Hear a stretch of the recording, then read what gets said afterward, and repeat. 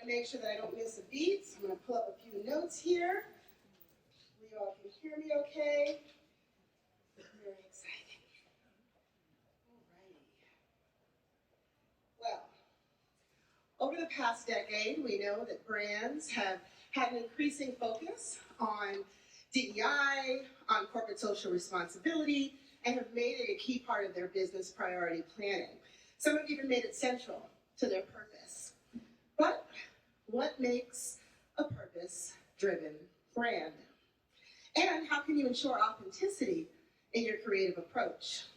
From the imagery we put out in the world to the language that we speak, purpose must infuse a brand's ethos in order to truly have an impact. So, in this panel, we're going to tackle the challenges of representation and impact, brand perception, innovation in the context of building a purpose-driven brand.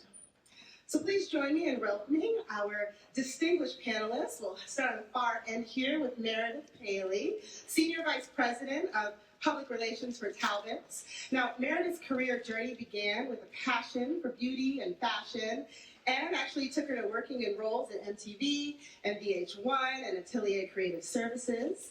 She then left an indelible mark early in her career on major brands like Smashbox, Jupe, Urban Decay, Nicole Miller, before taking on a leadership role on the Kenneth Cole PR team, achieving remarkable milestones, by the way, from high-profile fashion shows to philanthropic initiatives with A-list celebrities. And then, somewhat unexpectedly, her journey led her to where she is today, revitalizing the Talbots brand as a senior vice president, and also recently promoted to oversee brands like Ann Taylor, Loft, Lane Bryant. Congratulations.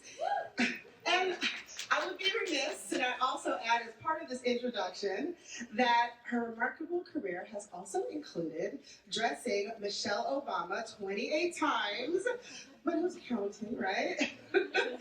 And raising more than $10 million for Dress for Success alongside O and the Oprah magazine. And then that brings me to Michele Meyer-Shipp, Chief Executive Officer for Dress for Success. So Michele leads an organization, a global network of 144 affiliates across 24 countries. Incredible. All with the mission to empower women economically through job readiness and support professional development, coaching, mentorship, and workplace attire. Prior to her role at Dress for Success, Michele served as the Chief People Officer for Major League Baseball, where she led transformative efforts in human resources, diversity and inclusion, and workplace culture. With a distinguished career spanning leadership roles at KPMG, Prudential Financial, Akin Gump, Michele's expertise in talent recruitment and development and diversity have made her a sought-after speaker who's garnered numerous accolades, so thank you for joining us today.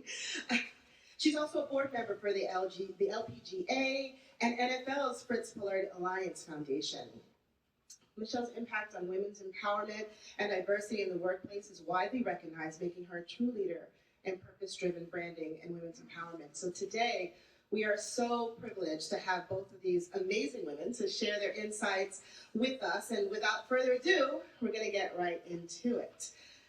So for my first question, I actually want to start with a question around changing brand perception. And this is personally near and dear to my heart because at Shutterstock, we started out as just a photography company, and now we have millions of assets from music to video to 3D, you name it. But that's a challenging journey, and it takes time. So I'll start, Meredith, with you. You've been at Talbots for 15 years now. You admit, when you first got the call to leave Kenneth Cole, you were like, oh, I'm not so sure, because you thought, oh, Talbots, that's my grandmother's brand. How do you go about changing a perception like that to bring it to the brand that it is today? I will say, when I did start there 15 years ago, and my mother even said, ew, I would never wear that clothing. Now all she does is wear Talbots. It was a little daunting because it was considered an old lady brand with polyester pants and whales on the pants and high-waisted this, that, and the other. And it was really slow and steady. I think working with certain magazines, getting certain editors to come see the clothing, having to convince editors to even come up to the office, that was the first step. for one of our first editorial previews. And then it really was a very big turning point was dressing Michelle Obama for the first time in a dress that she wore not only several times out at events, but also on the cover of Essence magazine. And that dress sold 2,700 dresses in 2.5 weeks. And just that alone, for people to say, oh, well, if the First Lady can wear Talbots, then I can wear it too. And that, I will definitely say, was a very big turning point for Talbots. And then she went on to wear 27 other times, which each time we got press on, and that was great, because women really thought, wow, the First Lady wears it, and that's okay. And that was really the beginning. That's phenomenal. Now, Michele, when people think about Dress for Success, they think it's, oh, this is the place where I go to drop off my skirt suits and things of that nature. But you do so much more now, right? Job readiness, support, coaching, all the things that I mentioned earlier. How do you go about changing that perception so people really understand your impact in the world? Yeah, so before I answer that, let me just say thank you so much for the very kind introduction. That was beautiful. I was like, she can just talk the whole panel and I would just listen. Your voice was so soothing and you just made us sound so amazing. I'm like, yeah, you just keep going. You are amazing. No, but seriously, actually, this question is timely because as Meredith knows, Talbots is a long-standing partner of Dress for Success, and you've been with us on this journey. When I got to Dress for Success almost 2 years ago, I didn't even know that it was about more than the dress or the suit. I remember doing Google research when I was going through the interview process, and I'm like, okay, I see people going for clothing, like what else is this place all about? And then I got there and realized that it was so much more. So I literally engaged a big consulting firm to help us really think about our strategy moving forward. And one of the big things they said to me is, they said the first thing you need to tackle is helping people understand who you are and all that you do. Because out in the market, the benchmarking showed that people just think we're about the clothing. So they didn't appreciate that we actually are about dressing her inside out. So we are currently right now undergoing a full brand refresh with a branding firm. We're going through the whole process, and we're really trying to think about how do we rebrand, do we refresh, do we change our name, how do we tell our story? And in the meantime, we've been trying to do things like highlighting our women and having them tell the story about how Dress for Success has transformed their lives. I mean, just yesterday, we had a huge luncheon a couple blocks from here, and we had 20 of our women come out, our clients. Talbots dressed them, and one of them got on stage and told the story about how we changed her life, and it was so much more than a suit or a dress, and we're trying to do that more. We've been featured on the Tamron Hall show, CBS News. So I have been working very closely with Jan on my team. Say hi, Jan. We've been working very hard to, like you said, Meredith, like get out there and tell our story while kind of on the side here, we're going through the formal rebrand process. We're trying to just really talk to people and show them that we're about so much more than the suit. I love that. And from the inside out, like that's critical, and it really speaks to representation. And with that, I actually do want to go to a question about the importance of representation in imagery. Now, at Shutterstock, we're always working toward making sure that representation is at the forefront. It's crazy to think about it. There are like millions of searches for success and beauty and CEO, and what comes up in those search results matters, right? Because it begins to shape how people think about these various concepts. So my question really is, like, before joining Dress for Success, right? You were at MLB, KPMG, heading up diversity, inclusion, and so I know you've seen this from a variety of angles. And when you think about how women from diverse backgrounds often feel pressure to code switch, right? In language and tone and how they dress. And actually, just quick show of hands, because I don't want to talk about something we're not familiar with. How many people know about code switching or know what that is? Okay? All right. A fair amount, 33 seconds. It's the idea of showing up in a space and not feeling like you can actually be your authentic self, so you kind of pretend to be a little bit different so you can fit in because assimilation is rewarded. So many people from diverse backgrounds feel that they have to do that to fit into dominant society. So how can Dress for Success also help to shift the brand of professionalism in the workplace? So our actual whole approach is that your difference is your superpower. And we want every single, this mic is troublesome, yeah. We want every single person who comes through our doors and comes to us for support to understand that their difference is their superpower, whatever it may be. So it's kind of dispelling that myth of the need to assimilate. In fact, I would offer that if any of you works anywhere where you feel the need to assimilate, you need to leave, because you don't deserve to put yourself through that. It's just not fair, and it doesn't empower you to be your true authentic self. So when you lead with that, you actually give the person before you the agency to own their power.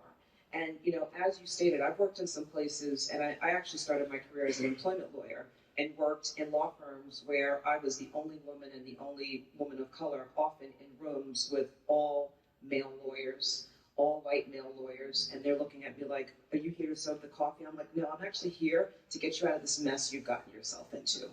And I remember sitting in rooms where I had a point of view to offer that the majority in the room didn't know to think about, because our lens was different. We were coming at it from a different vantage point.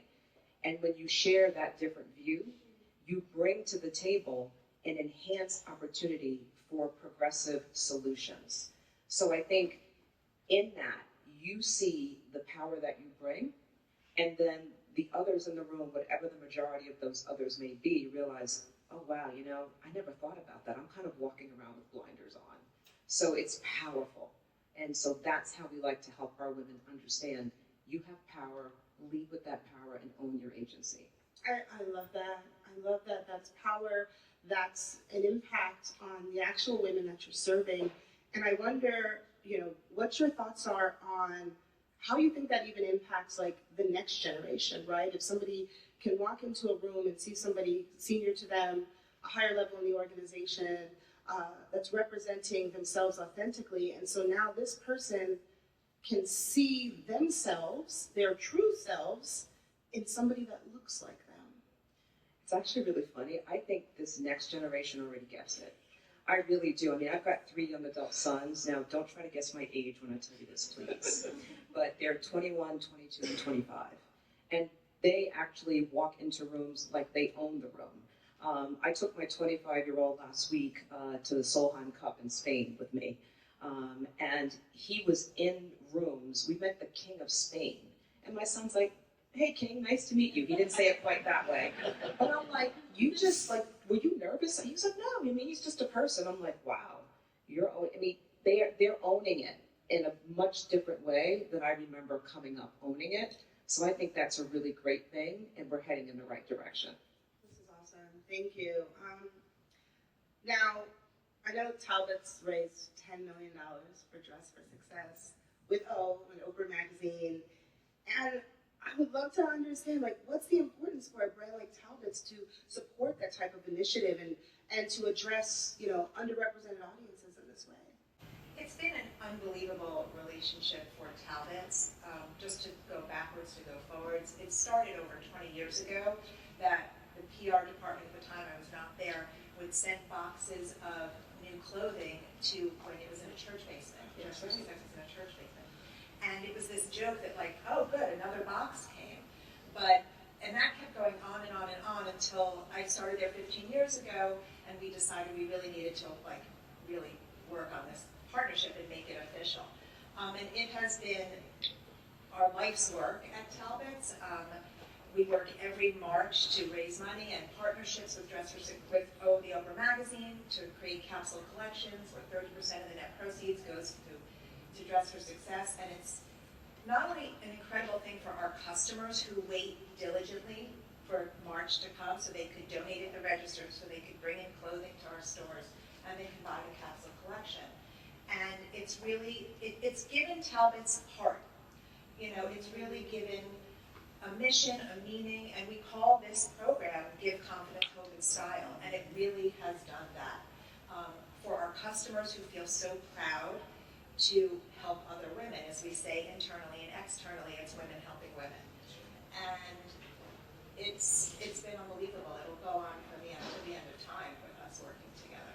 I mean, it's powerful. I mean, you don't know this, but yesterday, the women that you all dressed, first of all, they look beautiful.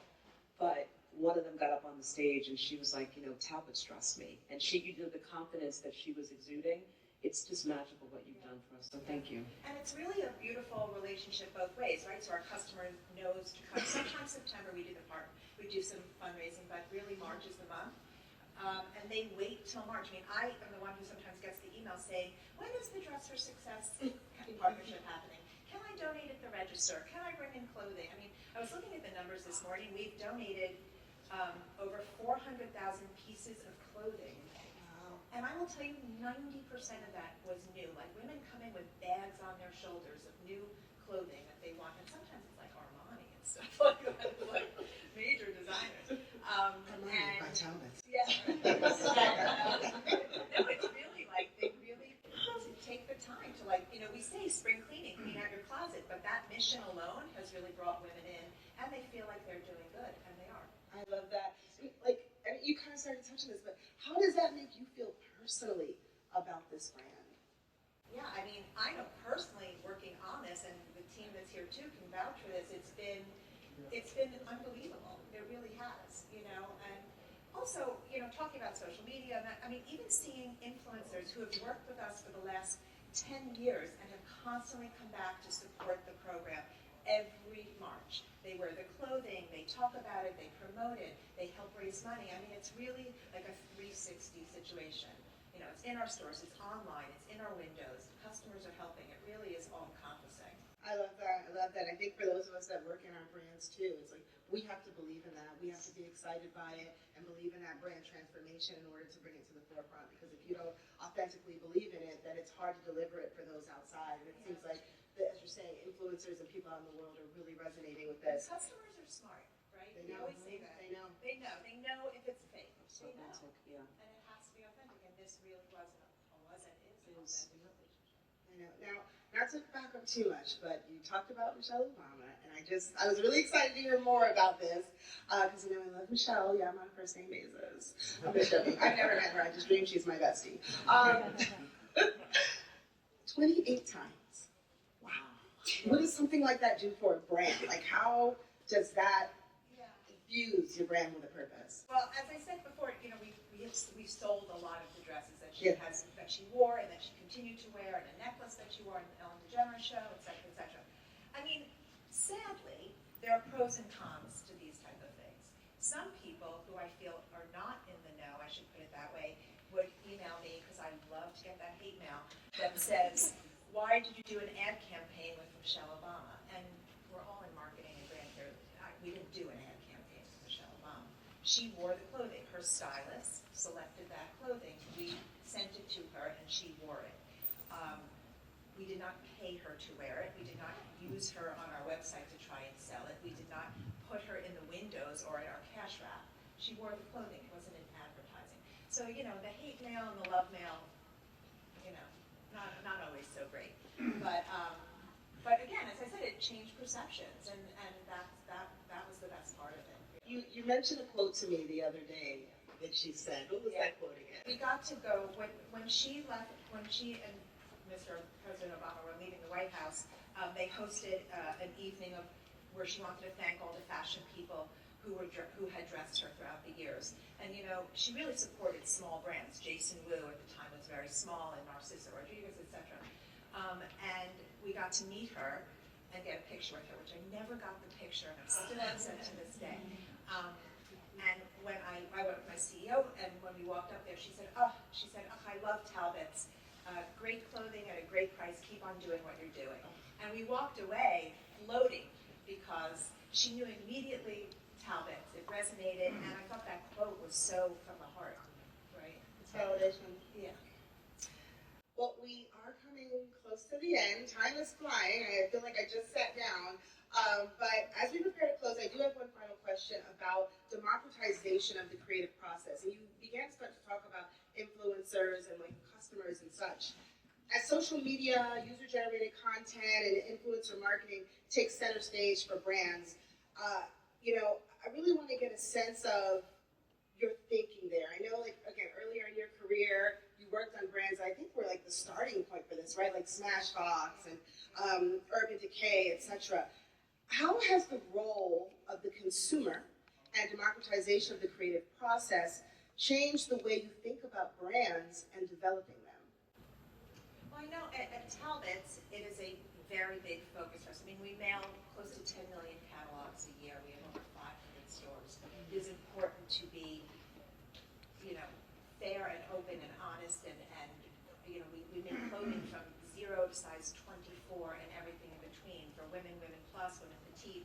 It's who we are. I mean, one of the quotes that we always say, it's every style for every body.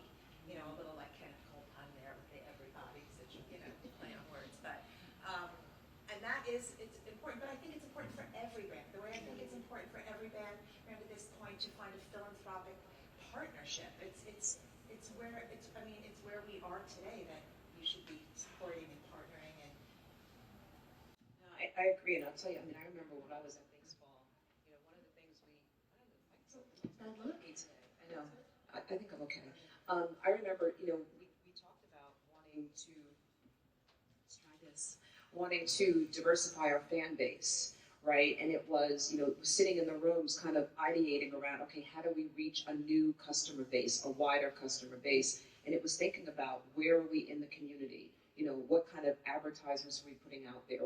You have to think big, you have to take your blinders off, and you have to really think about who am I missing so that you can capture, that diverse array of consumer that's out there that may not really appreciate who your brand is. And like you said, that scope of woman that you are addressing, you've got to actually appeal, because she may not know that Talbots makes clothes up to a size 24, right?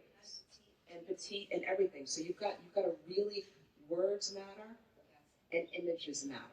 And as a former global CEO, I can't tell you how many times I would say to my CEO at any company, yeah, that picture right there of the all green people or yellow people, that's not going to serve you well, because you've got more than yellow people out there or more than green people. You want to diversify the images of the people that you're showing, or else other groups may think you're not for them. And it was like, oh, I never thought of that. Wow. It's something we overlook a lot, because a lot of times we just gravitate towards what we know. Yeah, absolutely. So I say take the blinders off.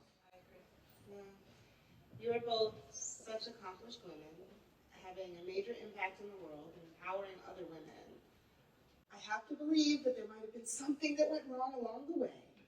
So as we prepare to close, I want to ask if you have any advice for these marketers. Like, is there some misstep you had at some point? What advice would you give to them? Pitfalls to avoid? Any lessons you've learned along the way? I'll just say that I kind of just spoke to it. I've worked in places where things have gone out that were really backlashed. It was, again, a picture that had an image on it that was too homogeneous. And I had to go, you missed the mark, because you've got a whole population of employees that feels like that message wasn't for them. So I found myself constantly being the person to go back and say, excuse me, CEO, you might want to redo that. So for me, it's all about really being thoughtful about words and images. I definitely agree with that. I would say it's okay not to know everything. You're not going to know everything. And I think that with the world moving so fast and social media moving so fast, and sometimes I've got to say to the team, wait, what does that impression mean? What does that, what does that mean? It's okay not to know everything. It's okay to ask questions, and it's okay to stop and think for a second and not have always a knee-jerk reaction, as you said, even we don't need something. And I think that's okay. I think it's okay not to always be the smartest person in the room. And you earlier also talked about making sure you find a partner, right? And I think making sure it's the right partner. And sometimes there's that choice between this might be a good opportunity or this might bring in good revenue. Like, do I take the money or do I sleep at night? Like, But that goes back to the authenticity That's right. too, is finding that right partner for your brand, or even a charity to support personally that you feel, it has to feel real to you and authentic. I love that. Well, that is our time, folks. This was incredible. Thank you so much, Michele and Meredith.